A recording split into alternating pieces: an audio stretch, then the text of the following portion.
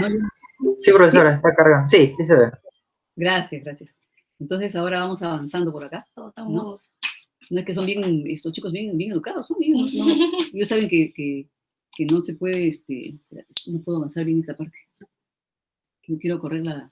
Con el mouse, ¿Sí? dale vuelta, con la ruedita, sube y baja la ruedita. ¿Cómo es? A ver. No funciona. Yo quiero bajarla, subirla mucho, ¿no? Y empezar a llegar hacia la parte de detalle. Ahí está, pues, así, con la ruedita, hacia arriba. Lo que pasa es que la ruedita es inversa de esta cosa a la de la computadora, sí. Ya. Bueno, la primera parte la habíamos visto, digamos, cuando revisamos en la mañana la parte del cronograma, ¿no? Que nos han cambiado el cronograma. Entonces, vamos a ver ahora ya, aquí viene el cuerpo de la guía, porque en la mañana solamente vimos la parte delantera. Entonces, esto de los horarios de ingreso, instrucciones generales, ustedes lo pueden leer, ¿no? Ustedes, no hace falta que se los lea, ¿no? Igual que las normas de seguridad, ¿no? Siempre debemos usar medios de protección personal, ¿no? Los famosos EPP. Para nosotros lo mínimo es mandil, ¿no? Guantes, preferible de nitrilo, lentes de seguridad, bueno, yo tengo mis lentes propios, ¿no? Y a veces es necesario usar máscara de seguridad, pero depende, ¿no? Deberíamos en realidad tratar de trabajar contaminando lo menos posible para que no sea necesario estar usando máscaras, porque la verdad que yo sí no puedo respirar bien con eso. Entonces, cuando trabajemos con sustancias volátiles, tenemos que usar siempre una campana extractora. Y también hay unos dispositivos que se llaman, bolsas de guantes, bolsas para guantes o cajas de guantes. En eso también se puede trabajar cuando uno no tiene una campana extractora, ¿no? Y bueno, yo había comprado una, pero lamentablemente se ha quedado en la universidad, ¿no? Si no la podríamos utilizar ahora, ¿no? Son unas bolsas cerradas que también uno las podría hacer, porque no son nada complicado, nada sofisticado. Cuando tenga en teoría les voy a pasar, o si no, cuando terminemos esta clase, voy a pasarles las fotos de las bolsas para que ustedes las vean, ¿no? Que no son nada raro, nada que no se puede hacer. Entonces, siempre ustedes deben evitar trabajar con el piso mojado, ¿no? Y si algo se moja, hay que inmediatamente limpiarlo, porque imagínense ustedes que se resbalen, ¿no? Después, los reactivos y las soluciones deben estar bien envasadas y bien identificadas, ¿no? Y siempre se debe poner el nombre de la solución, su concentración, la fecha de preparación y quién lo hizo. Es lo mínimo que debe haber, ¿no? Entonces, si ustedes los guantes en realidad se pueden usar varias veces, ¿no? Hay que tratar de reducir todo lo que sea descartar, ¿no? Usar una vez y descartar, la única forma es que se hayan roto, ¿no?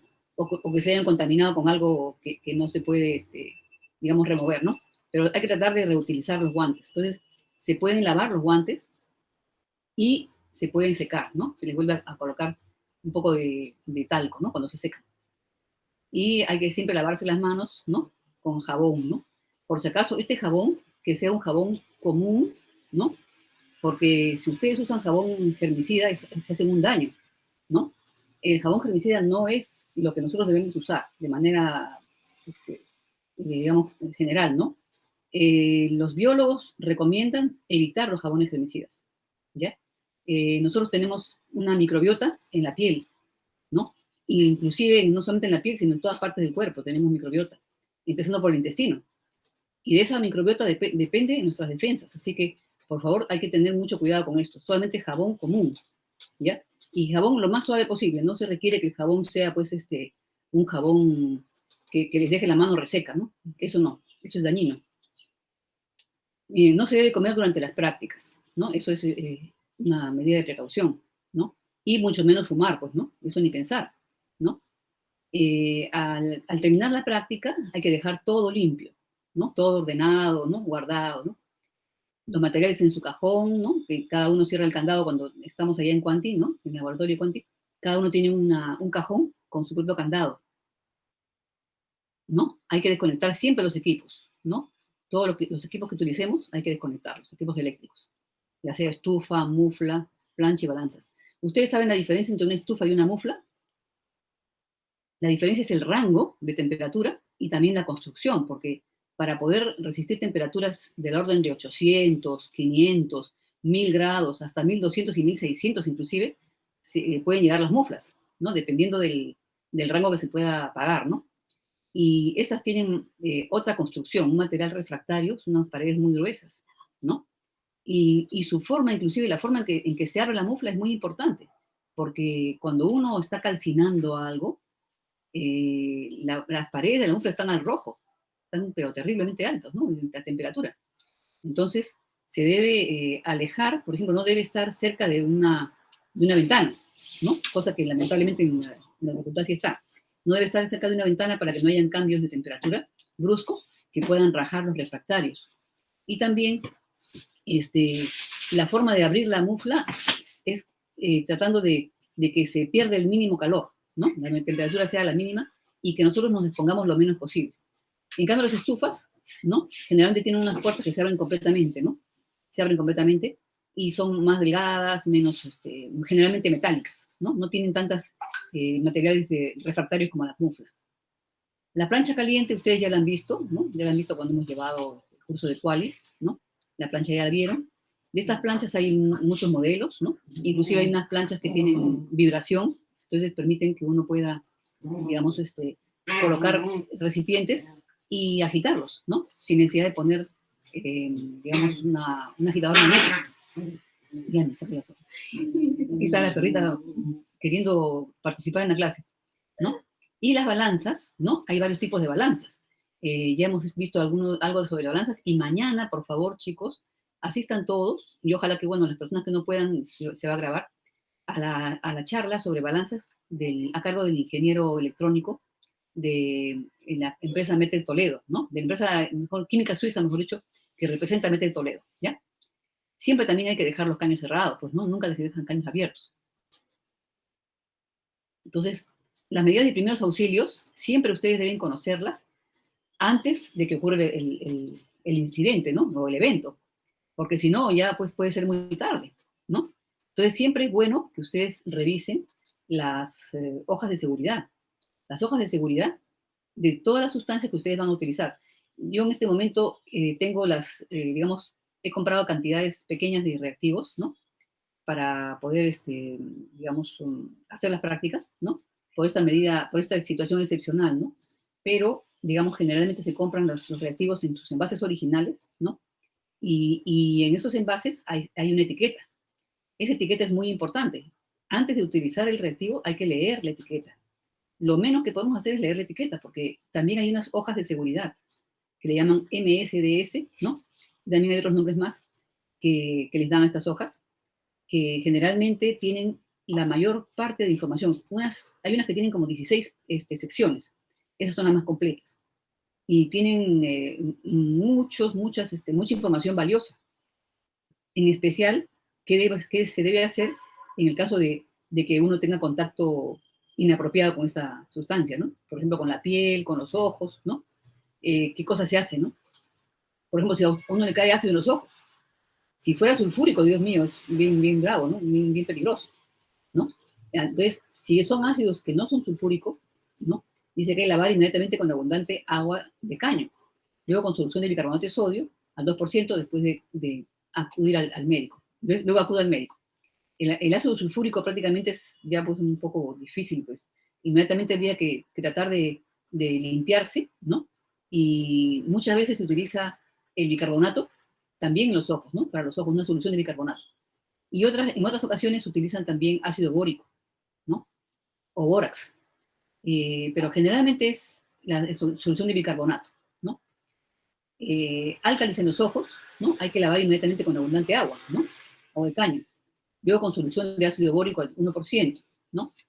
Y repetir el tratamiento hasta que no deje de lagrimar el ojo, ¿no? Y de todas maneras hay que acudir siempre al médico, en todo caso, ¿no?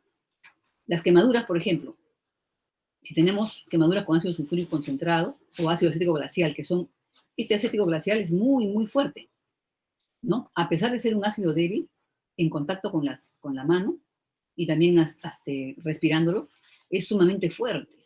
Y por ser orgánico, ¿no? Yo sinceramente lo veo más peligroso que muchos ácidos como el fluorhídrico, ¿no? El nítrico sí también es peligroso, pero el acético, ¿no? Es especialmente peligroso porque penetra bajo la piel. Ustedes, si tienen este contacto con este ácido, el ácido se va introduciendo, es bien fuerte. Inmediatamente hay que limpiar, ¿no? La parte afectada, secarla con algún trapito, ¿no? Algún trapo descartable, e inmediatamente neutralizar con solución saturada de bicarbonato. El bicarbonato es una maravilla, realmente, no les puede faltar, siempre tienen que tener su bicarbonato, ¿no? Es prácticamente la salvación para muchos problemas, ¿no? Hay que enjuagar después que ya se neutralizó con abundante agua, ¿no? Y sobre todo siempre utilizar jabón suave, ¿no? Un jabón suave. Nunca utilizar jabones fuertes porque más hacen daño a la piel. Hay que secar y aplicar una crema para quemaduras, ¿no? Y de todas maneras acudir al médico por si acaso, ¿no? Otros ácidos, por ejemplo, si no son tan fuertes como estos, ¿no? Se puede neutralizar, ¿no? ¿Ya? Se puede neutralizar inmediatamente, dependiendo también de la concentración, ¿no? O la cantidad que haya tenido contacto. Cuando son álcalis, ¿no?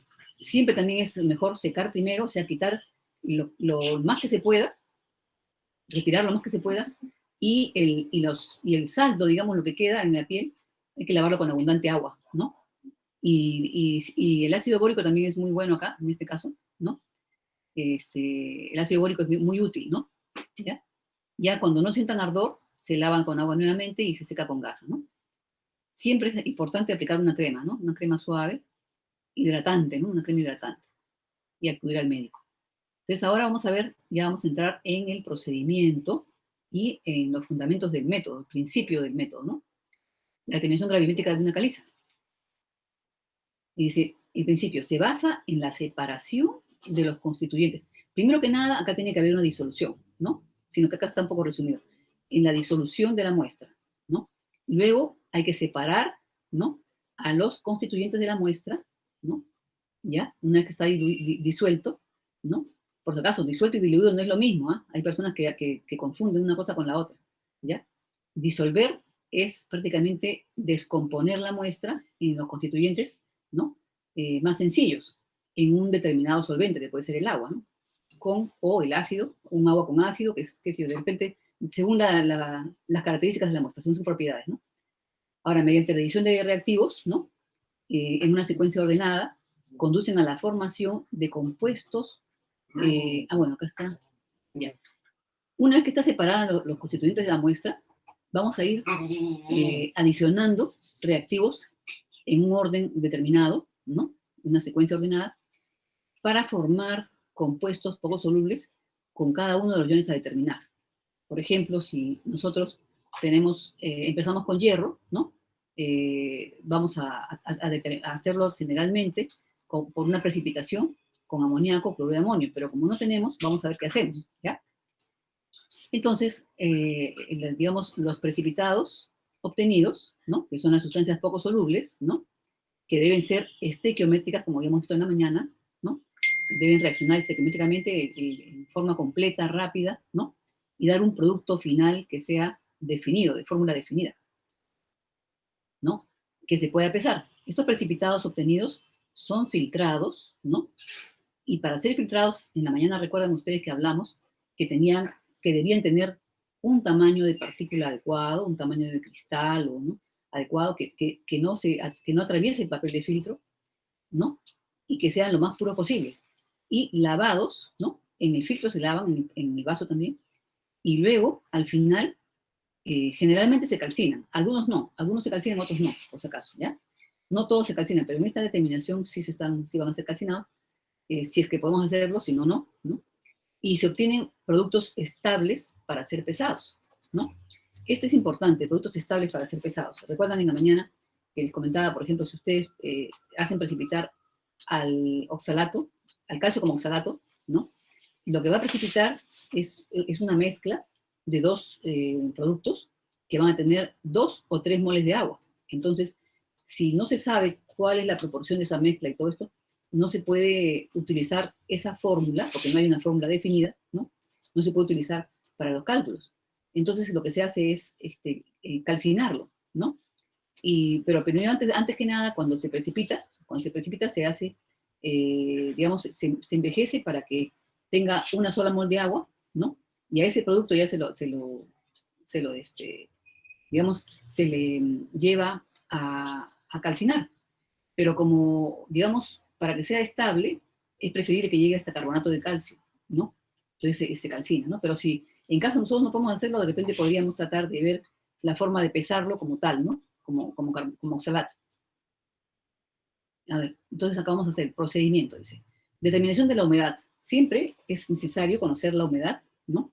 Que se conoce como humedad a los volátiles, más o menos entre 110 grados, 105, 110, y se expresan como agua, porcentaje de agua.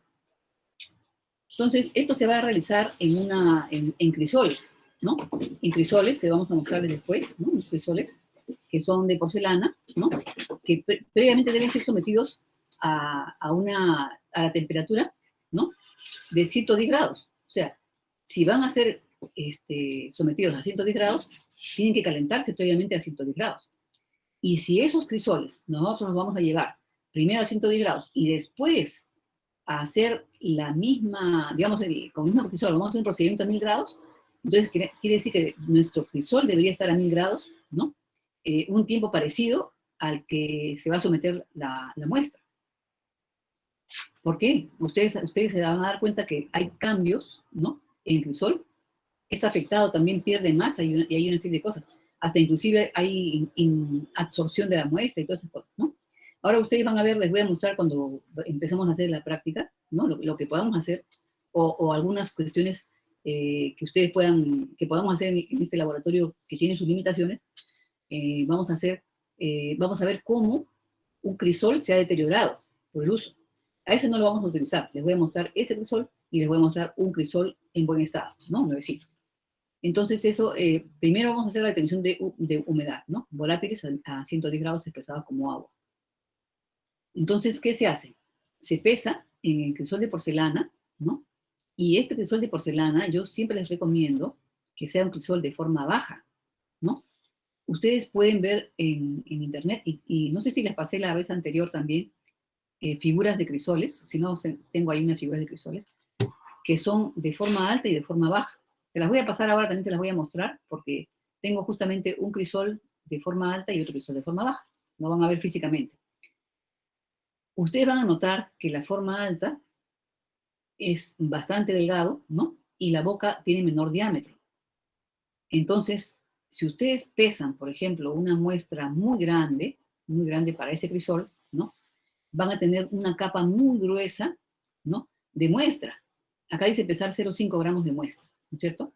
Pero este crisol debe ser un crisol que permita que la capa de muestra sea delgadita, no haya una capa muy gruesa de muestra. ¿Qué pasa si la muestra es muy gruesa? Prácticamente se va a remover la humedad de la parte superior, pero no de la parte inferior. La parte inferior va a quedar húmeda, ¿no? Va a quedar húmeda y prácticamente va a ser bloqueada la salida de la humedad de la parte inferior por la parte superior. Por esa razón es que generalmente el crisol debería ser adecuado, ¿no? El tamaño del crisol debería ser adecuado, sobre todo la base y la boca, ¿no? Adecuado para que la capa de esta muestra, ¿no? Sea mínima, sea una capa delgada, ¿no? La menor posible, ¿no? Entonces, si ustedes usan un crisol... ¿Lentes te los traje? ¿Te traje tus lentes? ¿Los verdes? Sí, te los traje dentro de su estuche. Ah, no está. No lo veo. Ahí está, mamá. Ahí está. Ahí, al costado tuyo. Ay, no lo he visto como estaba negro. Más bien, tú tienes mi celular.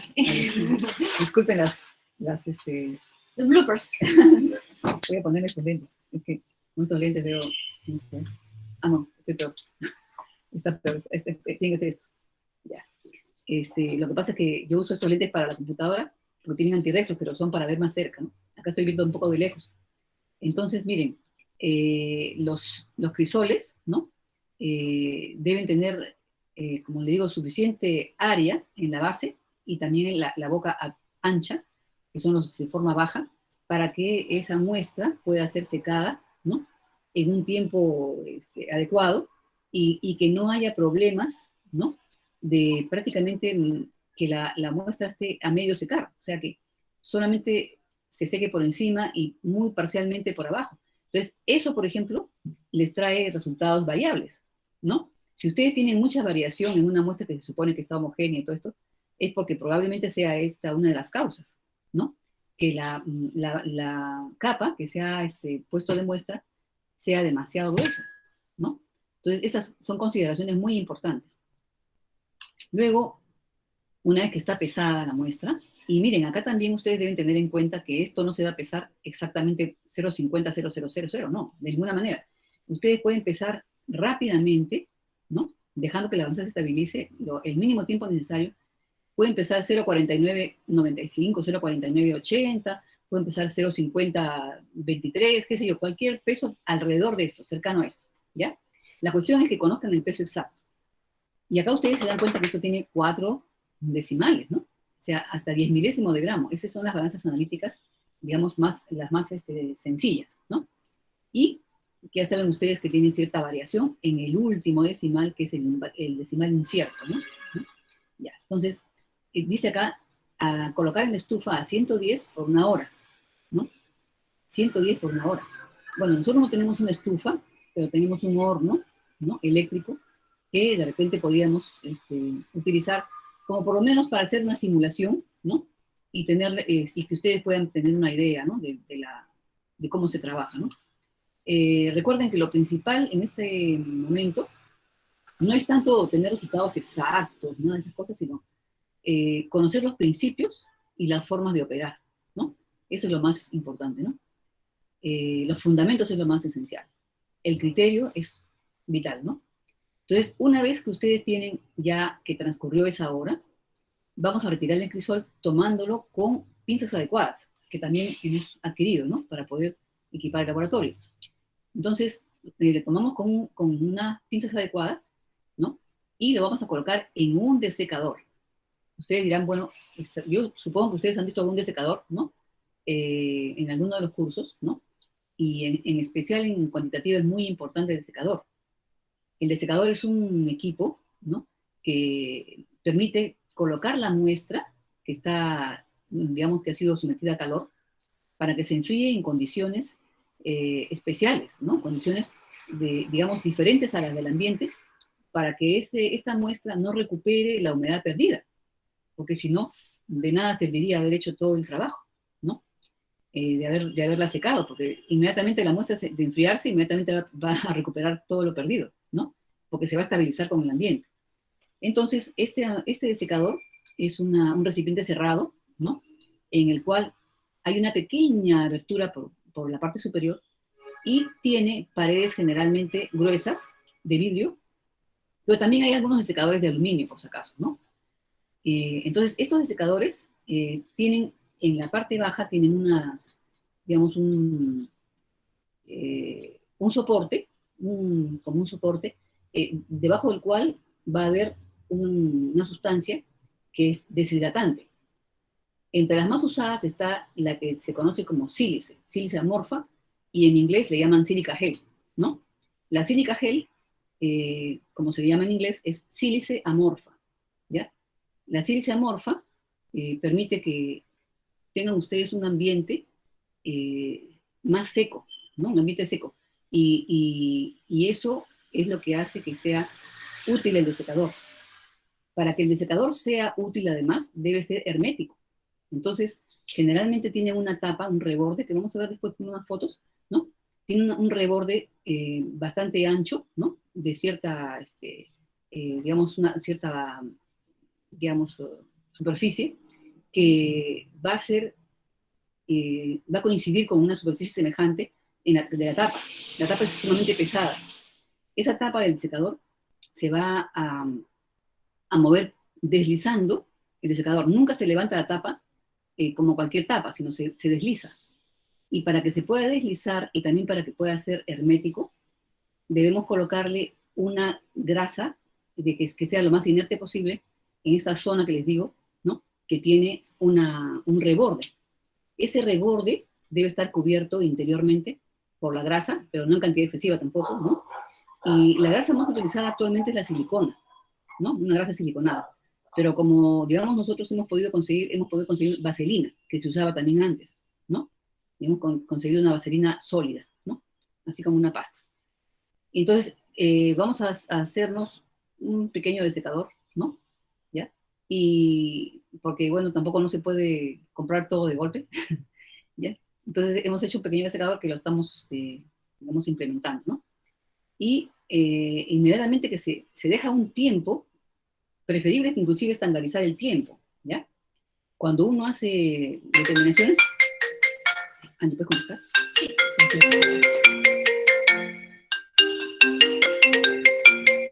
Lamentablemente me están llamando, disculpen ustedes, de la universidad. Entonces, es con respecto a la charla de mañana. Entonces, miren, estábamos acá en el desecador, ¿no? ¿Ya? Acá generalmente le ponen 10 minutos, pero en realidad yo recomendaría mínimo 20 minutos. Sobre todo dependiendo del material que se va a enfriar. Sí, ¿ya? Que se va a enfriar. Porque ustedes como verán, si tenemos un crisol de paredes muy gruesas, en 10 minutos no se va a enfriar. Esto también es, hay que tener, digamos, de acuerdo con los materiales con que trabajemos, nosotros tenemos que adecuar esto. Esto es una referencia, ¿no? Como referencia se pone 10 minutos, pero en realidad nosotros debemos tener cuidado, ¿no? Porque es probable que no esté totalmente frío en 10 minutos, ¿no? Y sobre todo cuando hay varias muestras, ¿no? Que se han sacado, digamos, todas a la vez, o digamos una tras otra, pero están secando juntas, perdón, enfriando juntas, no es recomendable que sea 10 minutos, porque imagínense ustedes, el calor que tiene que desprenderse de allí es mayor, porque son, digamos, supónganse que sean 10 o 11 crisoles, ¿no? Entonces es mejor darle un tiempo prudencial. Yo le daría mínimo 20 minutos o hasta media hora, ¿no? Y luego vamos a pesar, ¿no? Dice hasta peso constante. Recuerdan lo que habíamos hablado del peso constante, ¿no? Que prácticamente significa que nosotros debemos pesar y volver a colocar en la estufa, ¿no? Unos 10 minutos más en la estufa, ¿ya? Y después repetir la operación de dejarlo enfriar el mismo tiempo, ¿no? Si fueron 20 minutos, ¿no? Y luego volver a pesar. Y cuando pesemos, ¿no? El peso, el segundo peso, debería estar muy cercano al primero. Y la variación de ese peso debe estar en el orden de los 10 milésimos de gramo, ¿no?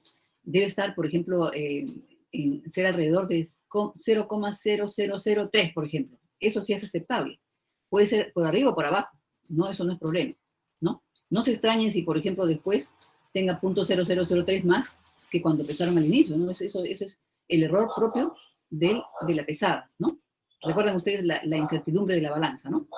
Así que no se asombren. Entonces, vamos a calcular la pérdida por la pérdida de peso, ¿no? Acá, me estaba yendo de la parte de abajo. Y utilizamos ese valor que hemos obtenido, ¿no? Si ustedes se dan cuenta, el peso del crisol más la muestra que ustedes han obtenido primero, ¿no? Se lo van a restar, ¿no?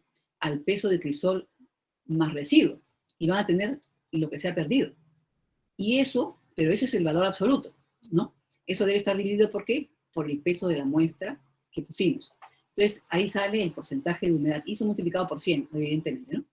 Entonces, eso lo vamos a ver con más detenimiento, pero ya ustedes se dan cuenta que esto se va a obtener la diferencia de pesos, ¿no? Crisol más muestra inicial menos crisol más residuo que queda seco, ¿no? Es la pérdida de humedad, ¿no? Eso multiplicado por 100 y dividido por el peso de la muestra. Eso lo vamos a ver con detenimiento. Luego vamos a ver que esa muestra ya que está seca, la vamos a utilizar para la determinación de las pérdidas por calcinación, que se conocen como volátiles a 1000 grados centígrados, ¿no? O PPC, ¿no? Acuérdense del Partido Popular Cristiano, este es PPC. Entonces, miren ustedes, ¿por qué debemos hacer a partir de una muestra seca? ¿Ustedes imaginan que pudiéramos calentar en la mufla una muestra húmeda? La única manera de hacer eso sería que tuviéramos la muestra, que partiéramos de la mufla fría. O sea, que la prendiéramos, encendiéramos la mufla con la muestra adentro, ¿no?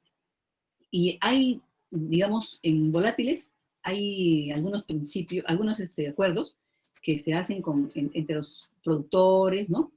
Que realizan las normas.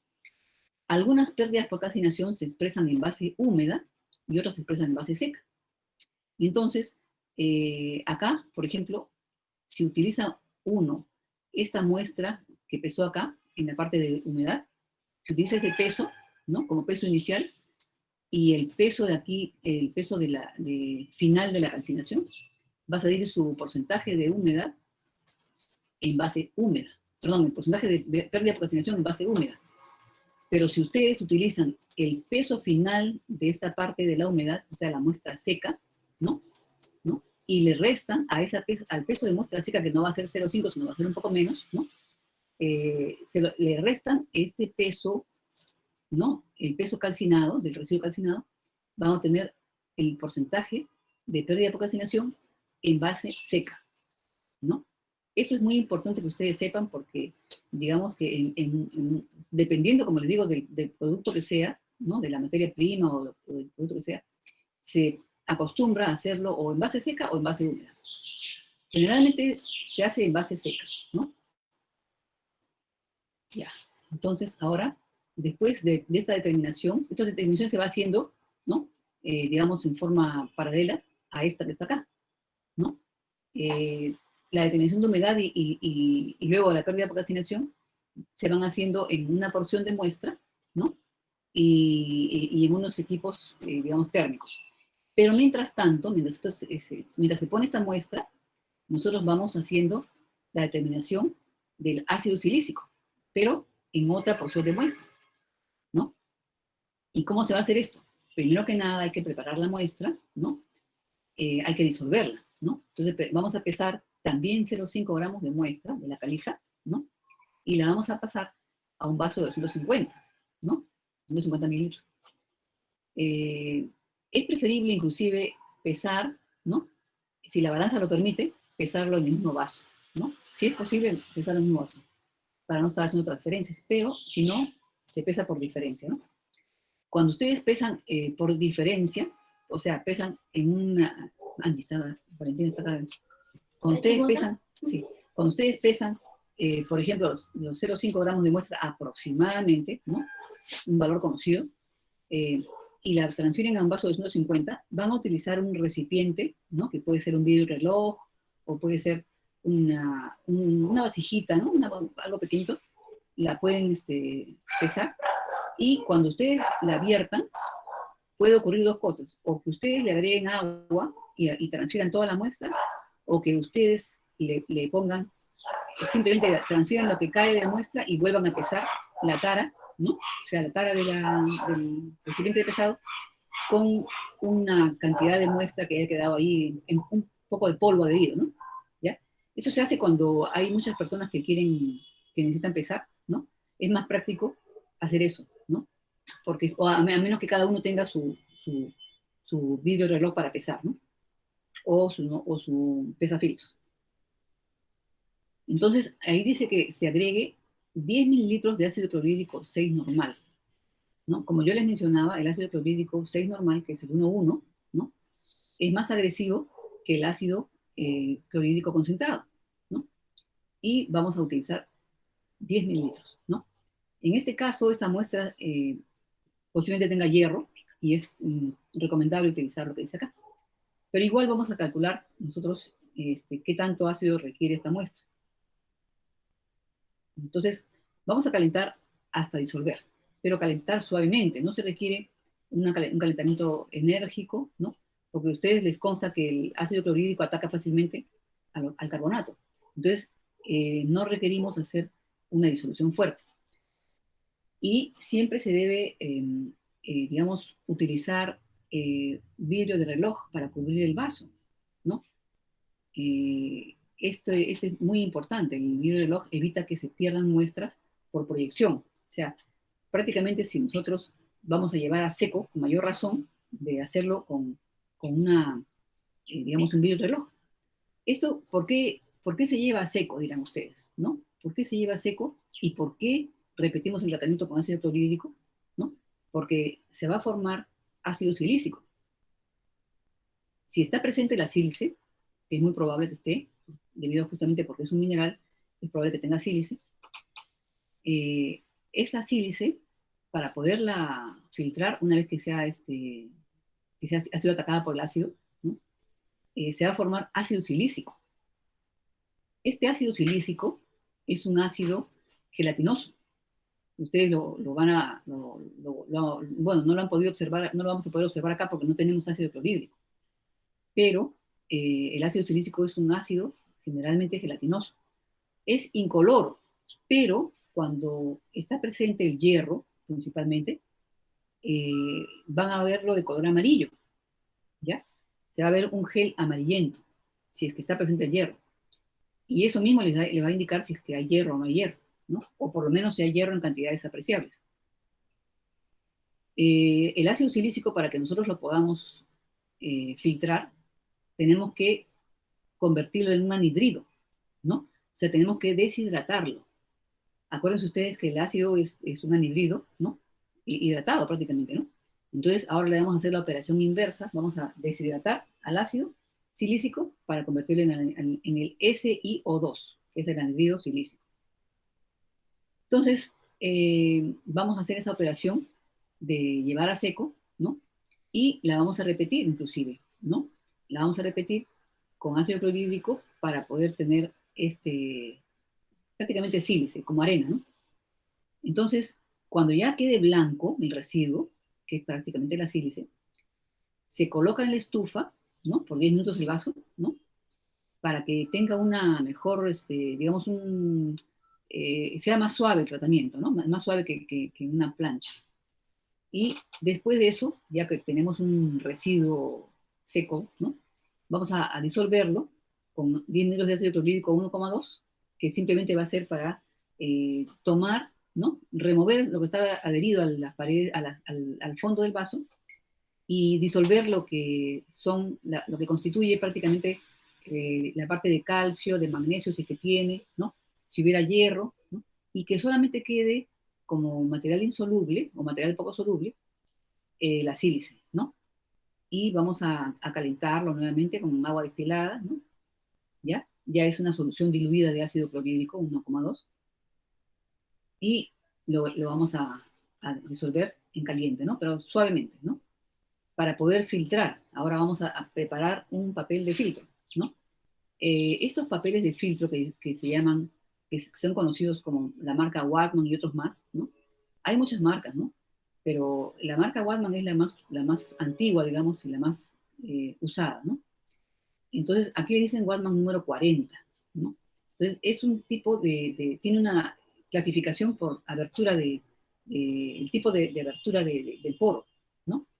Este es un filtro mediano, no es un filtro lento, sino es un filtro mediano, y tiene una ventaja muy interesante, que es un papel que ha sido lavado con ácidos. Este ha sido lavado con ácidos para que cuando se emplee y se calcine, no deje prácticamente casi nada de cenizas. Este papel tiene la propiedad de contener una cantidad conocida de cenizas, que el fabricante lo indica en la caja del recipiente. Miren, este papel se llama papel cuantitativo, papel de filtro cuantitativo. Es muy distinto al papel de filtro que usamos, por ejemplo, que viene en pliegos. El que viene en pliegos es un filtro muy, digamos, corriente, por decirlo de una forma, que no ha sido lavado en forma especial, pero que en este caso nuestro, vamos a ver si utilizamos eso porque no vamos a poder, no hemos podido conseguir el otro. Ustedes saben, con esto de la pandemia, todo ha estado cerrado, ¿no? Recién han abierto hace poco las tiendas de emancipación, pero es bastante peligroso ir por ahí. Entonces, como ustedes son inteligentes, ¿no? No necesito decirles mucho. El papel Waldmann que vamos a usar, o el papel de filtro que vamos a utilizar, vamos a imaginarnos que es Waldmann, ¿no? Vamos a imaginarnos que Waldmann es un número 40 o un equivalente, o sea, un cuantitativo, ¿no? Y vamos a filtrar en caliente, ¿no? Vamos a filtrar en caliente sobre el papel Waldmann número 40, ¿no? y ustedes, después vamos a ver cómo se dobla el papel, ¿no? El papel se dobla de manera especial. Generalmente estos papeles vienen en círculos, ¿no? Cortados en círculos. Nosotros, digamos, los doblamos de tal forma que sea doblado en 4, generalmente. A veces hay otros dobleces también, otras formas de doblar, pero la más común es doblar en 4, ¿no? En 4 partes. Y el último doblez no debe coincidir exactamente con la otra parte, sino debe estar, digamos, como desplazado. Eso lo vamos a ver después, en forma experimental. Entonces, se coloca este papel de filtro doblado, se coloca en un embudo cónico, ¿no? Se coloca en un embudo cónico que generalmente debe tener unas, eh, ¿cómo le llaman esto? Como unas rayitas, ¿no? Como rayitas, como estrías, ¿no? Embudos estriados, dice. Porque así puede fluir mejor el líquido, ¿no? Digamos, esa aplicación de la física, ¿no? Puede fluir mejor el líquido. Entonces, no sé si recuerdan, les he mandado yo unas fotos, ¿no? De cómo estaba preparando el indicador rojo de metilo. Entonces, yo utilicé un embudito, pero sin papel de filtro, porque solamente era para transferir.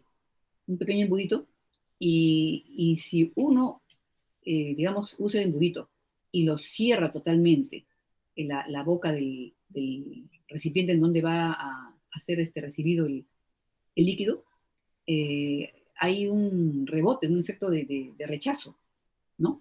¿Por qué? Porque es necesario que el líquido al ingresar a ese recipiente eh, desplace al aire para poder entrar al recipiente.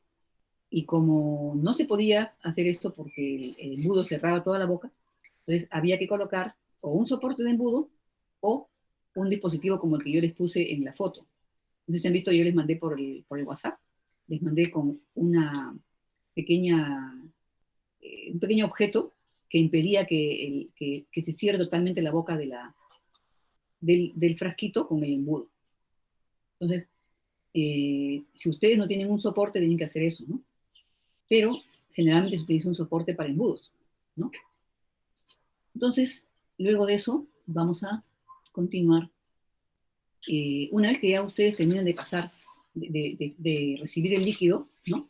Generalmente lo que se hace es, puede hacer dos cosas, o reciben el líquido en otro vaso, ¿no? O lo reciben en un matraza forado o fiola, ¿no? Que muchas veces es más recomendable para que se pueda realizar, digamos, algunas determinaciones por duplicado o confirmar, ¿no? Entonces, esa recomendación está el documento que les mostré en la mañana de este señor Claudio González, creo que es, hacen esa recomendación, que siempre sea así, pero en este caso, ¿no? En la guía, reciben en un vaso de 400, ¿no? 400 mililitros, reciben el filtrado, ¿ya? Y hay que además lavar ese, ese papel y ese eh, precipitado hay que lavarlo, ¿no? Como es cristalino, no requiere tanto lavado como el caso siguiente que vamos a ver. Entonces, con unas 3 o 4 veces que se lave, ¿no? Va a ser, por decir, suficiente, ¿no? Aunque, digamos, de una manera más estricta debería ser un poco más. Ahora, ¿qué cosa se hace al lavar? Se remueve, se remueve el material, digamos, procedente del licor madre, ¿no? Donde está el ácido clorhídrico, estaba toda la muestra disuelta, todo eso, ¿no? Todo eso se va a remover con el lavado. Pero ¿qué tenemos que ver? No debemos usar cantidades enormes de agua para lavar, sino cantidades muy pequeñitas, cantidades de solamente un poquito de pequeñitas, alrededor del orden de mililitros.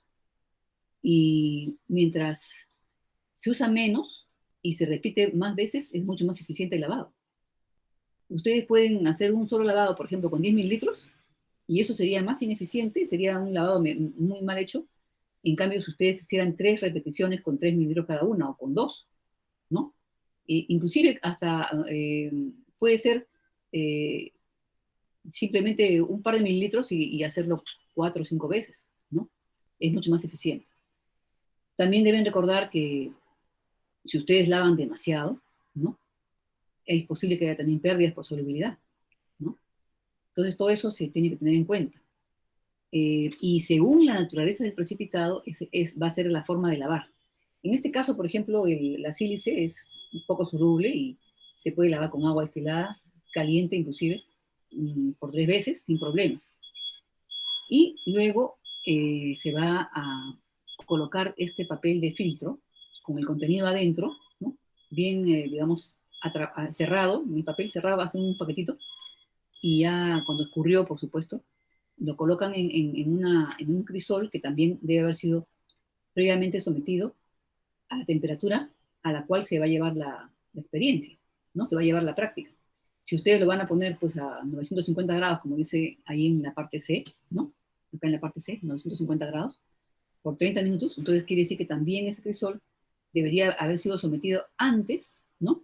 A esta temperatura y por lo menos por 30 minutos también, antes de ser guardado en un desecador y pesado, porque nosotros debemos tener el peso del crisol, ¿no? Para cada determinación, el crisol vacío, el peso del crisol vacío, de manera que podamos pesar al final y saber cuánto pesa el crisol y cuánto pesa el residuo, ¿no? En algún caso en que se olviden de hacer esto, pero que lo hayan sometido a calcinación, tendrían que retirar el residuo con mucho cuidado, sin tocar con las manos, simplemente con una pinza y digamos, un paño suave, ¿no? Remover el residuo y pesar el crisol final, ¿no? Pero no es lo más recomendable, ¿no? Ahora, una vez que se somete digamos, se coloca el papel de filtro, se dobla con el recipiente, el precipitado interior y se coloca en un crisol previamente tarado y también calcinado, ¿no? Se lleva a la estufa a 110 grados, ¿no? Para, digamos, secarlo, porque no se puede introducir un crisol con papel mojado, ¿no? En una mufla, porque se formaría vapor rápidamente y como sería, pues, se reventaría ese papel y podría salir salpicado, proyectado todo, ¿no? Una vez que ya se secó el papel, que más o menos calculan acá 15 minutos, pero en realidad unos 20 minutos sería mejor, eh, se lleva a la mufla. Para llevar a la mufla, ¿no? Hay que tener mucho cuidado. Entonces, generalmente las muflas son ya precalentadas, ya están a la temperatura necesaria, ¿no? Se abre la puerta lo menos posible y se pone el crisol con el papel en la entrada, a la entrada de la mufla, ¿no? No se pone al fondo. Y se cierra la mufla parcialmente, de manera tal que el papel de filtro digamos, se empiece a quemarse y tratar de que sea sin inflamación. Aquí tendríamos que ponerle tapa, ¿no? ¿Ya? Y dice, en caso de que el crisol se encienda, retirar el crisol de la mufla y tapar el crisol para extinguir el fuego, ¿no? Cuando el papel se ha carbonizado completamente, ¿no? Se ha carbonizado todo, ya se introduce el crisol dentro de la mufla. Esta parte de aquí se hace con ingreso de aire el mayor posible, ¿no? Sin cerrar, o sea, cerrando la puerta a medias. Aquí ya, cuando ya se ha puesto, digamos, oscuro todo el papel, ¿no? Se ha puesto negro, ya lo introducimos hacia el fondo de la mufla y lo calcinamos a 950 por 30 minutos, ¿no?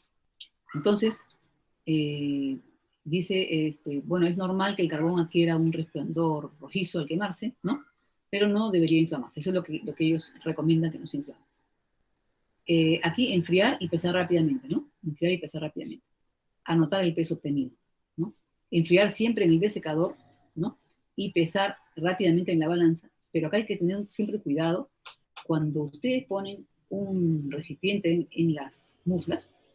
Por lo general, la base, donde ustedes colocan digamos, el crisol en la mufla, la base, generalmente tiene mucho polvillo, ¿ya? Mucho polvillo, por la misma naturaleza del refractario, porque ahí no tienen ustedes un recipiente metálico o digamos, una base metálica para poner el crisol, sino son materiales refractarios que generalmente tienen mucho polvo suelto, ¿no? Entonces, es necesario, antes de pesar, ¿no? Limpiar la base, ¿no? Limpiar la base con un pañito seco, limpio y seco, antes de pesar, porque si no, ustedes van a tener error.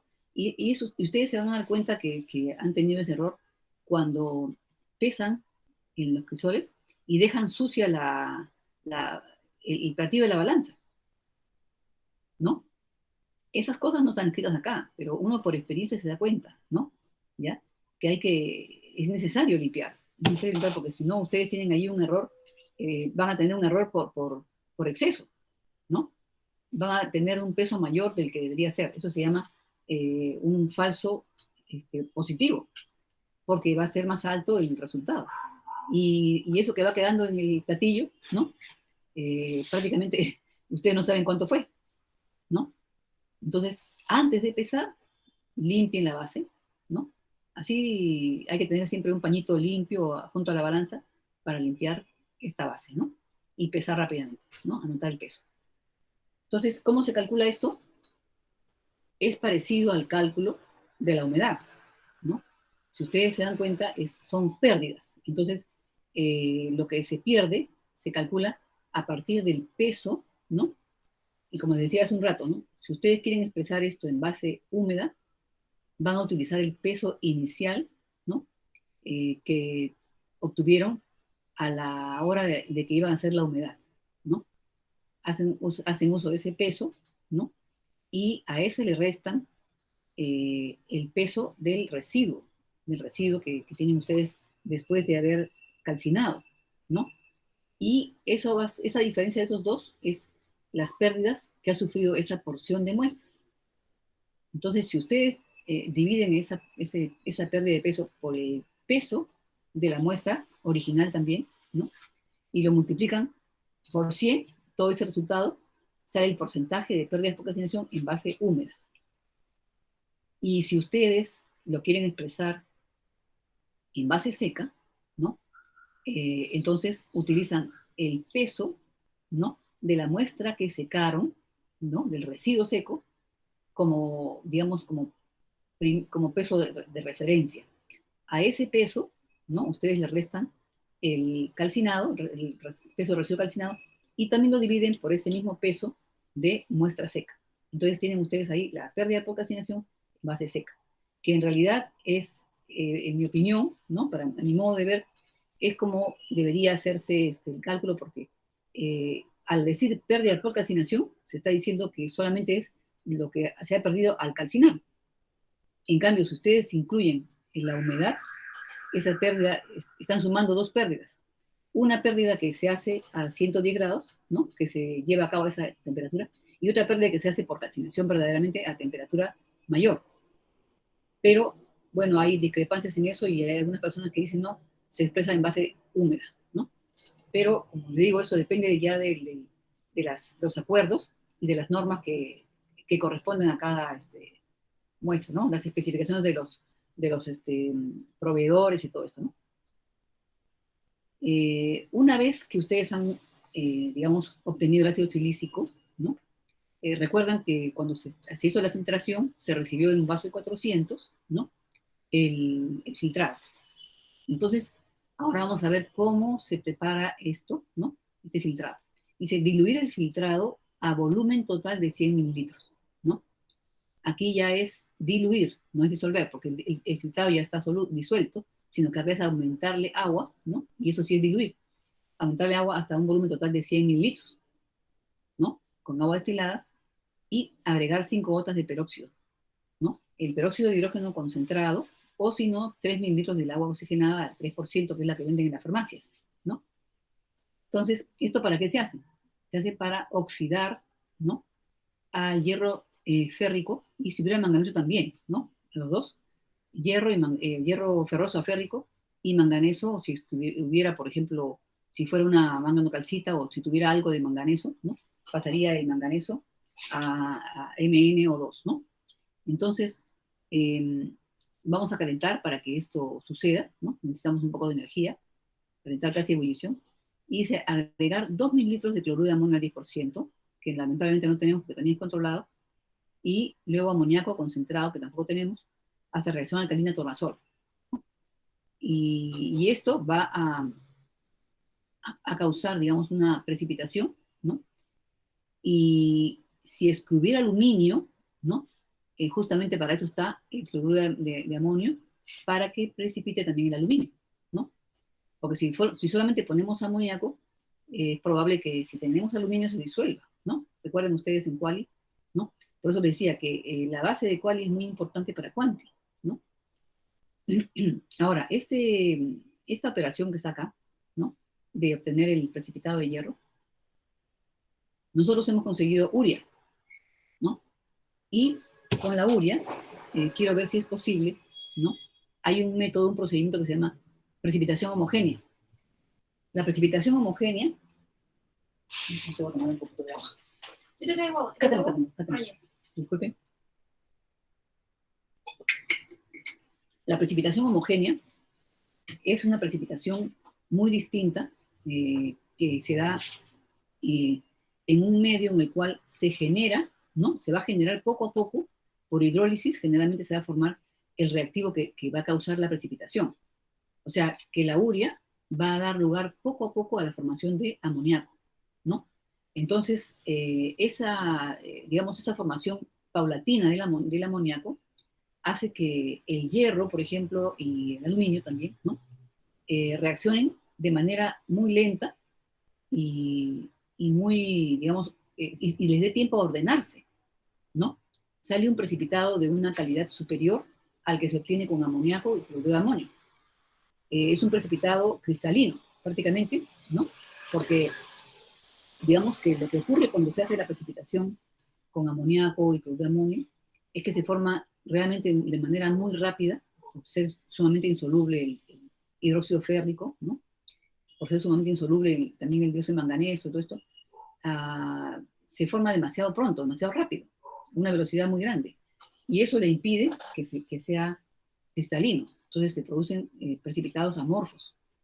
Y esos precipitados amorfos que tienen gran capacidad de absorción resultan de un aspecto gelatinoso, ¿no? Ese aspecto gelatinoso que ustedes pueden observar, ¿no? Que ustedes recuerden de Quali. Felizmente que ustedes han llevado Quali hace poco, ¿no? Bueno, no tampoco, pues nos hemos demorado en empezar, pero recuerdan ese precipitado de hierro que obteníamos y que muchas veces, cuando era abundante, sobre todo, tendía a arrastrar y a coprecipitar a otros iones y a veces no los encontrábamos. ¿Recuerdan ustedes el caso que cuando se desaparecía el zinc o el aluminio, ¿no?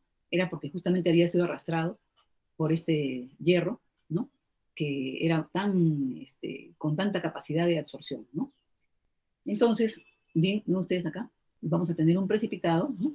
Dice hasta reacción alcalina al tornasol, ¿no?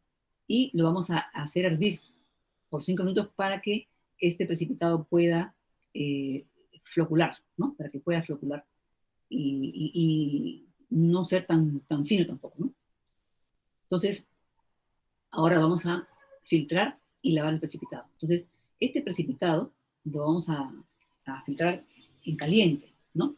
A través de un filtro número 41, que es otro tipo de filtro, ¿no? Que permite que podamos filtrar este tipo de precipitados, ¿no? Cada papel de filtro se utiliza para un tipo de precipitado.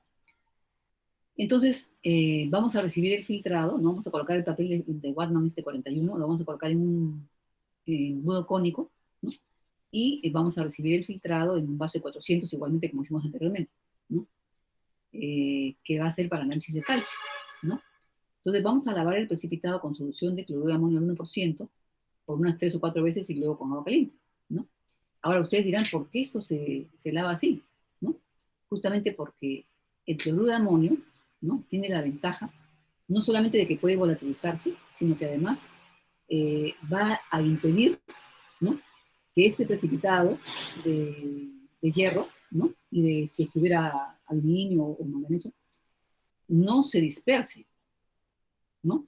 Que se mantenga floculado, porque si no se mantiene floculado y se dispersa, eso significa que se peptiza, como habíamos estado leyendo, se peptiza, o sea, se separan las partículas que estaban aglomeradas en pequeñas partículas, que podrían atravesarse el papel de filtro. Entonces, eso no se puede hacer. Entonces, por esa razón es que se utiliza este cloruro de amonio, ¿no? 3 a 4 veces, y luego un poquito nada más se aplica de agua caliente, ¿no? Ya como para remover todo esto, ¿no? Pero lo que queda de cloruro de amonio va a ser prácticamente removido en esta operación subsiguiente, el secado y la calcinación, ¿no? Entonces ahora vamos a ver, vamos a retirar el papel de filtro del embudo, ya una vez que salió la mayor parte del líquido, ¿no? Que está casi seco. Lo doblamos con el precipitado siempre en el interior, ¿no? Y lo colocamos en un crisol que también ha sido sometido a esta temperatura, 700 grados centígrados por 30 minutos, y que ya también está pesado, ¿no? Tarado es pesado, ¿no? Llevar a la estufa, ¿no? A 110, ¿no? Por unos 15 minutos o más, un poquito más, 20 minutos, y luego se coloca en la mufla. Igualmente debe ponerse en la puerta de la mufla para poder quemar el papel, ¿no? Y evitando que se encienda, ¿no? Si se enciende se pone una tapa para apagarlo, y luego ya, una vez que está negro, lo colocamos, digamos, a 700 grados centígrados por 30 minutos, ¿no? Y vamos en realidad, acá sí son 30 minutos, pero lo vamos a enfriar y pesar rápidamente hasta peso constante, ¿no? Lo que ya hemos estudiado anteriormente, el peso constante. Pero generalmente en el laboratorio les comento que muchas veces no hay tiempo de hacer esto. No hay tiempo. El tiempo es muy breve. Entonces, es muy difícil que podamos llevarlo a peso constante, ¿no? Entonces, se anota el peso que tenemos de crisol más residuo, ¿no? Y el cálculo, ¿no? Se va a expresar como óxidos combinados, R2 o 3. ¿Por qué? Porque no podemos decir que solamente es hierro, porque no hemos hecho la separación de hierro, aluminio y manganeso, ¿no? Entonces, no se puede expresar como hierro porque no sería pues muy exacto, ¿no? Estaríamos asumiendo que es hierro lo que podría no ser, o parcialmente, ¿no? Entonces, por convención se expresan como óxidos combinados y se pesa como tal, como se encuentra, y se calcula simplemente el peso, la diferencia de pesos, ¿no? O sea, hemos dicho el peso del residuo con el crisol, se le resta el crisol, el peso del crisol. Ay, Valentina. Se pesa el resto, perdón, al crisol más residuo se le resta el peso del crisol. Eso se divide por el peso de la muestra original, ¿no? Y si es sobre la muestra original, va a ser en base húmeda. Y si es sobre la muestra seca, va a ser en base a seca. Por si acaso, se puede obtener, digamos, el peso de la muestra seca a partir del dato anterior que obtuvimos al hacer la humedad. Si nosotros hemos pesado otra muestra, ¿no? Asumimos que esa muestra también va a tener el mismo porcentaje de humedad, ¿no? Entonces, ustedes pueden encontrar el peso de la muestra seca, ¿no? Se puede expresar el resultado en muestra seca. Eso lo vamos a ver con detalle cuando, digamos, estemos haciendo la presentación de la parte teórica, vamos a ver en detalle. A ver, ahora tenemos la última determinación, que es la de calcio, ¿no? Con ese filtrado que hemos recibido en otro vaso, ¿no? Vamos a llevarlo a 100 mililitros, ¿no? Digamos, si está digamos, tenemos mucho filtrado, ¿no? Vamos a llevarlo a 100 mililitros. Entonces lo vamos a evaporar y concentrar. Entonces, ahí vamos a añadir 5 mililitros de ácido clorhídrico 12 molar, miren ustedes, 12 molar, ¿eh? Y en presencia de rojo de metilo, ¿no? Que el pH va a ser de 4,2 a 6,2, ¿no? De rojo a amarillo. Vamos a calentar la solución hasta ebullición, ¿no? Y le vamos a agregar 20 mililitros de solución de oxalato de amonio. Este calentamiento va a permitir reducir el contenido de sales de amonio. Ese ácido clorhídrico 12 molar es justamente para bajar el contenido de sales de amonio, que es excesivo. Miren ustedes, como hemos usado anteriormente, cloruro de amonio, ¿no? Al 1% y amoníaco, entonces tenemos mucho amonio. Entonces el ácido clorhídrico lo que va a hacer es formar cloruro de amonio, que es volátil, ¿no? Y por eso es que se lleva a ebullición, ¿no? Porque acuérdense ustedes que este oxalato, ¿no? debe debe estar en las condiciones ligeramente acidificadas, ¿no? Para que sea lo más insoluble posible, ¿no? Entonces, vamos a agregar, una vez que está ya, digamos, se ha sometido a ebullición, vamos a agregar 20 mililitros de solución de oxalato de amonio, el 10%. Bueno, hemos conseguido ácido oxálico. Habrá que hacer algo con la urea de repente, ¿no? Y amoníaco 15 molar, vamos a tener que hacer de una manera controlada, ¿no? La formación del amoníaco, ¿no? De repente con urea y oxalato, ¿no? Vamos a ver qué se puede hacer. Ahí tenemos un poco de algunas ideas, ¿no? Entonces, vamos a agregar ese gota a gota, según la guía, ¿no? Gota a gota la solución de amoníaco, hasta que el indicador vire a amarillo, ¿no? Y vamos a dejar en digestión por 30 minutos, ¿no? Esa digestión, recuerdan ustedes que habíamos hablado de la digestión en la mañana, es para que el precipitado, ¿no? No, digamos, tenga mejores características, que se purifique, ¿no? Digamos, las partículas más pequeñas se disuelvan, ¿no? Y reprecipiten sobre las más grandes, de tal forma que tengamos un precipitado con tamaño de partícula mayor, ¿no? Que pueda ser filtrado, ¿ya? Y además también, si hay algunas impurezas que se han quedado, digamos, en la superficie, generalmente son sustancias solubles, se pasen al líquido, ¿no? Al licor madre, y sean reemplazadas por, digamos, iones del mismo oxalato de calcio, ¿no? Y que se depositen sobre los cristales. Entonces, digamos, esos equilibrios que se van a formar entre la superficie de los cristales y el licor madre, ¿no? Tienen por objetivo que los cristales se limpien, ¿no? Se purifiquen y además crezcan, ¿no? Crezcan adecuadamente. Entonces, ahora vamos a filtrar y lavar el precipitado, ¿no? Entonces, vamos a utilizar un papel de filtro, vamos, número 40, ¿no? Y que cada uno tiene sus características. Eso sería bueno que ustedes lo vean, ¿no? En internet. ¿Qué diferencias hay entre cada papel? El Goatman 40, el 41, ¿no?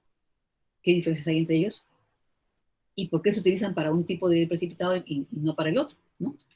Entonces, acá vamos a acomodar el filtro, el papel de filtro, doblándolo adecuadamente en el embudo, y vamos a colocar ese embudo, ¿no? Sobre un soporte adecuado en un vaso de 600. Miren ustedes, acá se requiere un vaso grande porque se va a hacer magnesio, ¿ya? Entonces, se recibe en un vaso de 600, ¿no? Y este se reserva para análisis de magnesio, ¿no? Y ustedes dirán, ¿por qué recibimos un vaso de 600? Ahora vamos a ver por qué, ¿no? Vamos a lavar el precipitado, ¿no? Con pequeños volúmenes de solución de oxalato de amonio. Ustedes dirán, ¿por qué? Si este precipitado es cristalino. Este precipitado no es amorfo, pero en este caso, la razón por la cual se usa este oxalato de amonio es porque el precipitado de oxalato de calcio no es tan insoluble. Entonces, si nosotros no utilizamos esta solución que tiene un ion común, ¿no? El ion común oxalato, para poderla lavar, ¿qué va a ocurrir? Que vamos a solubilizar y vamos a perder por solubilización por la acción del agua de lavado. Entonces, para evitar eso, se utiliza el efecto del ion común, que incrementa la insolubilidad y al mismo tiempo va lavando, ¿no? O sea, vamos lavando con una sustancia que no va a favorecer la solubilización, sino más bien la insolubilización, ¿no? Entonces, ese es el detalle. Y sobre todo que el oxalato de amonio se puede eliminar fácilmente, ¿no? Y entonces aquí también vemos la otra razón por la cual se debe calcinar, ¿no? Porque justamente hay que remover todo esto que se ha utilizado, ¿no? Entonces la calcinación pesada es, se coloca el papel de filtro en un crisol, que también ha sido preparado previamente, ¿no? Ha sido sometido a la misma temperatura, 500 grados, ¿no? Por una hora, y luego se ha enfriado en un desecador y pesado, ¿no? Entonces, una vez que tenemos este crisol previamente tarado, como se llama, ¿no? Lo ponemos en el papel, le colocamos el papel y lo vamos a secar en una estufa. Y calcinamos a 500 grados. Y a 500 grados, ¿qué cambio vamos a obtener? El oxalato va a dejar de ser oxalato. va a pasar a ser carbonato, ¿ya? Y como carbonato es más estable y de fórmula definida para poder ser pesado y permitirnos hacer el cálculo, ¿no? Así, igual que hicimos cuando hicimos la sílice, ¿no? Entonces, lo que se hace es generalmente el peso del crisol más el residuo, ¿no? Es prácticamente el peso del crisol más el carbonato que hemos obtenido. Le restamos el peso del crisol, a eso lo multiplicamos por 100 y lo dividimos entre el peso de muestra. Y como les repito, ustedes pueden hacerlo con el peso de muestra que tomaron para esta prueba, ¿no? Que es el segundo peso, y eso lo expresan en base húmeda, o también pueden tomar ese mismo peso y encontrar el peso seco, que lo vamos a ver con detalle después. Y en base a eso hacen ustedes su cálculo, sus resultados en base seca, ¿no? Y lo van a expresar en óxido de calcio, pero no porque esté en esa forma, sino porque es la forma usual acordada de expresarse, ¿ya? Entonces, la caliza no tiene, digamos, no está como óxido de calcio el calcio, sino está como carbonato de calcio, ¿no? En realidad deberíamos expresarlo de esta forma y también de la otra, o sea, como óxido de calcio y como carbonato de calcio, utilizando los factores gravimétricos adecuados, ¿no? Estos factores gravimétricos salen simplemente de la estequiometría, no son nada del otro mundo, ¿no? Y salen de la estequiometría de la reacción. Entonces, uno puede expresar como CaO, puede expresar como óxido de calcio, como hidróxido de calcio, o también como carbonato de calcio, como quiera, ¿no? Entonces, acá hay varias notitas, ¿no? Y ya han omitido la determinación de magnesio, en este caso, ¿no? La han omitido porque, digamos, por las condiciones de repente en las que estamos trabajando ahora, se ha tenido que hacer algún resumen, ¿no? Entonces, no se ha continuado con la parte de magnesio, ¿no? De repente se considera que es una parte muy pequeña en una caliza, no sé, pero no, la han quitado, ¿no? Si fue una dolomita, de todas maneras, habría que hacer la parte de magnesio, ¿no? Entonces, acá hay unas notas, dice, los crisoles usados en estas dimensiones deben someterse a 1000 grados antes de realizar la práctica, ¿no? Eso ya lo estamos anotando nosotros. Y luego dice, es recomendable comenzar el calentamiento en la estufa. Cuando se va a calcinar, se inicia con la puerta de la mufla abierta, ¿no? Para quemar el papel con cuidado, para evitar la pérdida de las sustancias presentes en el papel. O sea, si uno hiciera un calentamiento violento, ¿no? Prácticamente podría ser como si fuera que se forma vapor, ¿no? Si tuviera humedad todavía, se formaría como vapor, y eso podría estar, el papel romperse y proyectarse el contenido, ¿no? Entonces, siempre se inicia con la puerta de la mufla abierta para evitar estas circunstancias muy violentas, ¿no? Luego se introduce el crisol y se cierra la puerta de la mufla, ¿no? El tiempo de calcinación se cuenta a partir de que ésta alcance la temperatura en la que se indica someter la muestra, o sea que no se empieza a contar desde que se coloca el crisol en la puerta de la mufla, no, sino cuando está al fondo de la mufla y cuando ya se cierra y el indicador de temperatura de la mufla dice que ya llegó a la temperatura a la que debe estar esa muestra, ¿no? Si le dicen 1000 grados, 1000 grados. Si le dicen 500, a 500, ¿no? A partir de ahí se empieza a tomar el tiempo. Luego dice, para enfriar los crisoles se les retira y coloca en la estufa a 110 por 15 a 20 minutos, dependiendo de la temperatura a la cual haya sido sometida la muestra. Luego en el desecador, por 15 minutos, está lista para ser pesada, ¿no? Generalmente un poco más de tiempo le damos nosotros, ¿no? Y porque el peso de la muestra también depende de su temperatura, no crean ustedes que cuando la temperatura, o sea, si no se alcanzaba el equilibrio con la temperatura ambiente, el peso de la muestra se altera. Esto se los digo por experiencia porque cuando nosotros hacíamos preparación de soluciones y valoración de soluciones en la empresa, siempre notábamos que si se dejaba un tiempo muy corto, enfriar el patrón primario, ¿no? Para la valoración, entonces había mucha variación en los resultados de la valoración. En cambio, cuando se dejaba un tiempo, ¿no? Por ejemplo, de 1 hora o 3/4 de hora, no recuerdo bien, digamos, el objeto sea, que lo contenían más la muestra, estaban muy secos, totalmente fríos. Y ahí el peso era estable. Se obtenían resultados muy reproducibles. Entonces, eso indica pues que hay variación, ¿no? Que el peso no es igual cuando la temperatura no se ha alcanzado el ambiente, ¿no? No ha alcanzado el ambiente. Ahora, evitar tocar los crisoles con las manos hasta el término del análisis. Entonces, 51%. ¿Tienes? Sí. ¿Te lo puedo cargar? Sí, sí. Ya. Acá está. Sí, no te preocupes, yo lo puedo cargar. Tú sí, Sí. nomás. Acá tengo mi asistente de laboratorio. Muchas gracias. Mira, entonces no debemos tocar los crisoles con las manos, ¿no? Ni cuando están vacíos, porque estén fríos, no. Porque nosotros dejamos residuos de prácticamente la grasa y la humedad de las manos, ¿no? Y alteramos el peso, ¿no? Entonces, eso no puede ser. Entonces, hay que evitar este tipo de cosas, ¿no? ¿Ya? Y, por ejemplo, si ustedes terminan el análisis, y para no estar lavando los crisoles a cada rato, se pueden tomar con un papel suave, por ejemplo, como papel tisú, ¿no? O papel toalla, y tanto por fuera como por dentro se puede limpiar, ¿no?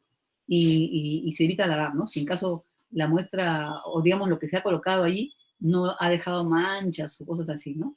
No lo ha ensuciado el crisol. Entonces, ¿qué reactivos hay que preparar? Miren ustedes acá. Si se hace el procedimiento tal cual, que no es posible por lo que no tenemos estos reactivos, ustedes saben que para comprar ácido clorhídrico diluido, ácido clorhídrico, se tiene que, digamos, comprar con una licencia especial, ¿no? La universidad tiene licencia para comprar, hace todo un expediente para demostrar en qué va a utilizar el ácido, ¿no? Y eso está dirigido a la SUNAT, la SUNAT controla eso, ¿no? En la SUNAT hay químicos que se encargan de esa parte, de ese aspecto, y ellos, digamos, evalúan la cantidad que se pide, ¿no? Según el uso y según digamos, el consumo que se dice que va a haber. Y así recién aprueban, ¿no? Digamos, la compra, ¿no? Que se autoriza a comprar los materiales. Por eso es que muchas veces hay demoras en los pedidos, aunque en realidad también son por otras razones, ¿no? La universidad también tiene digamos, un sistema de compras bastante lento, ¿no? Entonces, a veces faltan reactivos por eso, porque hay que pedirlos con muchísima anticipación. Bueno, en el caso mío, yo no puedo pedir esos reactivos porque yo no tengo cómo hacer demostrar que yo voy a utilizarlo para fines claros y limpios, ¿no? No, yo no tengo una institución que pueda hacer ese informe, ¿no? Entonces, lo que vamos a utilizar son alternativas. Como alternativas tenemos varias, ¿no? Como ya les había mencionado. Tenemos ácido sulfámico, que es un ácido que es muy interesante, es un ácido sólido, que inclusive se utiliza como patrón primario para titulaciones ácido-base. Entonces, ese ácido es el que nosotros vamos a utilizar como ácido fuerte en lugar del clorhídrico, ¿no? Que va a ser el ácido sulfámico. Tenemos también un poco de ácido acético concentrado, el acético glacial. Si ustedes quisieran hacer esto, por ejemplo, ustedes podrían utilizar vinagre, ¿no? Vinagre blanco. Y con vinagre blanco lograr la disolución. Entonces, vamos a ver ahora, todo un ratito, ¿no? Vamos a hacer pruebas de disolución de la calcita con cada uno de estos ácidos, ¿ya? Y en este momento, primero vamos a terminar esta parte explicativa, ¿ya? Y vamos a ver cómo se prepara cada una de estas soluciones para que ustedes tengan conocimiento. Por ejemplo, dice ácido clorhídrico 1,2 normal, ¿no? Dice diluir 10 mililitros del ácido concentrado a 100 mililitros con agua destilada. Acuérdense ustedes que el ácido concentrado es 12 normal. Entonces, si nosotros tomamos 10 mililitros en una probeta, esto se toma simplemente en probeta y se lleva a 100 mililitros, puede ser en una probeta más grande, simplemente, ¿no? El ácido clorhídrico no es un ácido que sea muy, digamos, muy violento al reaccionar con el agua, pero siempre es necesario y aconsejable que ustedes utilicen un vaso, ¿no? para hacer digamos, la mezcla, ¿no? Por ejemplo, pueden poner ustedes digamos, pueden medir unos 80 mililitros de agua en una probeta de 100, por ejemplo, y agregarle los 10 mililitros de ácido concentrado en el vaso. ¿Por qué es conveniente hacerlo en el vaso? ¿Recuerdan ustedes cuando revisamos esa presentación, esa hoja técnica que hablaba sobre el material de vidrio? Decía que no es conveniente mezclar ácidos concentrados y con agua, ¿no?, en la misma probeta. ¿Por qué? Porque la base de la probeta está pegada. Son dos partes. Está pegada con un pegamento que, si se produce algún calentamiento, podría desprenderse de la misma probeta, ¿no? Entonces, para evitar ese tipo de cosas, es mejor, así no se genere un calor muy fuerte, ¿no?, acostumbrarse a hacerlo de manera correcta. Entonces, tomamos un vaso, puede ser un vaso de 250, y en ese vaso ponemos el agua primero, ¿no?, unos 80 mililitros de agua, medido con probeta nada más, ¿ya?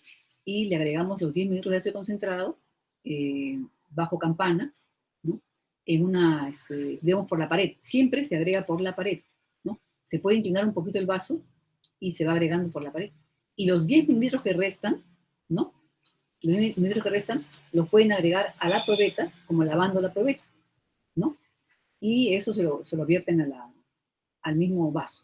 Pero otra recomendación que sería mucho mejor que la primera que les acabo de dar, es que, por ejemplo, lo llenen ustedes, utilicen unos 60 mililitros, por ejemplo, de agua, le agreguen los 10 de ácido concentrado, y los restantes que faltarían, los mililitros que faltarían, los pueden ir agregando poco a poco en la misma probeta, ¿no?, que utilizaron para medir el ácido, ¿no?, y los añaden, como lavando la probeta varias veces, ¿no?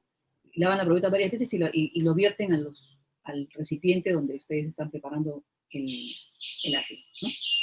Y luego ya tienen ustedes, homogenizan el ácido, ¿no? Lo pueden pasar a la probeta de 100, que va a ser donde van a medir ustedes el volumen final, y lo pueden, digamos, para que no estén introduciendo baguetas y otras cosas, pueden vaciarlo varias veces de uno a otro, de manera que lo homogenicen de esta forma, ¿no? Siempre bajo la campana. Una vez que han hecho esto, ustedes lo van a guardar, ¿no?, en un recipiente apropiado, ¿ya? Nunca se deja nada en los recipientes de preparación, ¿ya? No van a dejarlo en la probeta, por ejemplo, ¿no? De ninguna manera, porque imagínense ustedes que se tropiece alguien con eso y se cae todo, ¿no? Además que la probeta se requiere para otras cosas, ¿no? Van a envasar ustedes esto en un envase generalmente de vidrio, ¿no?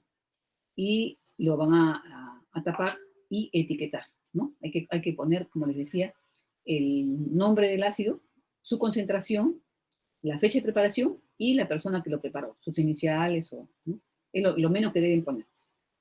Después, acá tenemos el cloruro de amonio al 10%, ¿no? Vamos a disolver, dice, 100 gramos de la sal. O sea, nosotros no lo vamos a preparar ahora, pero sí vamos a ver cómo se prepara, ¿no? 100 gramos de la sal y diluir a 1 litro con agua, envasar y etiquetar. Pero antes que nada, nosotros debemos saber cuánto es lo que vamos a necesitar para poder hacer esta preparación y no preparar de más. Cuando nosotros preparamos de más, o sea, que exceda y que sobren soluciones, estamos haciendo un perjuicio, ¿no? Porque las soluciones, o sea, cuando uno se prepara una solución, las sales se van hidrolizando, van perdiendo su capacidad, se van descomponiendo. No tiene un tiempo de vida indefinido. Entonces, lo mejor es utilizar solamente lo que se requiere. Por ejemplo, si vamos a hacer, digamos, si somos 10 personas y vamos a utilizar cada uno 10 mililitros, estarían necesitando 100 mililitros, ¿no es cierto? Digamos que sean 120 por seguridad, ¿no? Vamos a decir, ¿no? Y no preparar más. Entonces, proporcionalmente debemos preparar la cantidad necesaria, no excesos, ¿no? Entonces, acá ustedes ya saben, ¿no? Hacen su regla de 3 y tienen prácticamente, si acá dice 100 gramos para 1 litro, pues 10 gramos sería para 100 mililitros, ¿no? Y así, entonces ustedes lo pueden calcular fácilmente, esto es matemática sencilla, ¿no? De aquí dice cloruro de amonio al 1%. Del mismo 10% vamos a sacar este de acá, ¿no? Y se preparará al momento de usar 100 mililitros de solución de cloruro de amonio al 10% y diluir a 1 litro. Bueno, este es para los lavados. Entonces también hay que estimar más o menos cuánto se requiere y preparar la cantidad necesaria. Y mientras más diluida sea la solución, hay que preparar solamente lo necesario, porque mientras más diluida es, más sufre más descomposición. La descomposición se produce generalmente por hidrólisis, y cuando es más diluida, sufre hidrólisis mucho más fuerte. Acá tenemos el oxalato de amonio, ¿no? Al 10%, que consiste en 100 gramos de la sal, se lleva volumen de 1 litro. Pero también igual, lo mismo les digo, esto, ¿no? Se hace en un vaso generalmente y se lleva, puede ser que se lleve, por ejemplo, a una probeta, ¿no? En su defecto también lo puede llevar una fiola, ¿no? Pero, como siempre les digo, esto debe ser preparado solamente lo que se requiere. O sea, cuántas personas somos, cuántas muestras vamos a trabajar, ¿no? Se multiplica por eso y se le pone un 10% más por si acaso, ¿no? Porque no siempre se mide exacto, y para no estar a las justas y que la última persona se quede sin solución, siempre se le pone un porcentaje, ¿no? Extra. Por ejemplo, puede ser un 10%, ¿no? Y siempre envasar y etiquetar inmediatamente, no dejar nada en los recipientes de preparación. El oxalato de amonio aquí al 0,1% es una solución que va a ser para los lavados, ¿no? ¿Ya? También se prepara en el momento de usar. Se diluye de la anterior, de esta del 10%, se diluye, ¿no? Del 10% a 1, ¿no? La cantidad necesaria también, ¿no? El rojo de metilo ya lo hemos preparado, ¿no? Y le mandé una secuencia de preparación. Como, digamos, yo no voy a necesitar tanta cantidad, ¿no? No vamos a necesitar tanta cantidad. Hemos preparado la mitad, no hemos preparado 100 mililitros, ¿no? Sino hemos preparado, ¿no? Parece que hay una emergencia por acá. Sí, pues. Uy, parece que hay un incendio o algo así. Bueno, hemos preparado 0,05 gramos de indicador, ¿no? Y lo hemos llevado a 50 mililitros con metanol del 95, ¿no? 95, de 96 grados en realidad. Y lo hemos llevado a 50 con el mismo, ¿no? Con el mismo solvente, ¿no? Con el alcohol. Eso lo hemos llevado a un frasco gotero, ¿no? Y lo hemos etiquetado y tenemos una pequeña cantidad de reserva en nuestro frasco. Entonces, las etiquetas deben mostrar el nombre del activo y la concentración, las iniciales del analista, la fecha y el grupo, ¿no? Si en caso tenemos otro grupo. Y las soluciones se preparan siempre con agua destilada o deionizada, ¿no? Entonces, ese es el procedimiento a grosso modo, ¿no? Que se sigue para hacer este análisis, ¿no? Entonces, ahora lo que podemos hacer es avanzar un poco con esta parte de la caliza, de lo que es la determinación, por ejemplo, de, primero que nada, solubilizar la caliza. Vemos con cuál de los ácidos, ¿no? Podemos solubilizar y con cuál de los ácidos es más conveniente hacerlo. Por ejemplo, nosotros hemos estado haciendo pruebas, ¿no? Con vamos a dejar de presentar esta parte.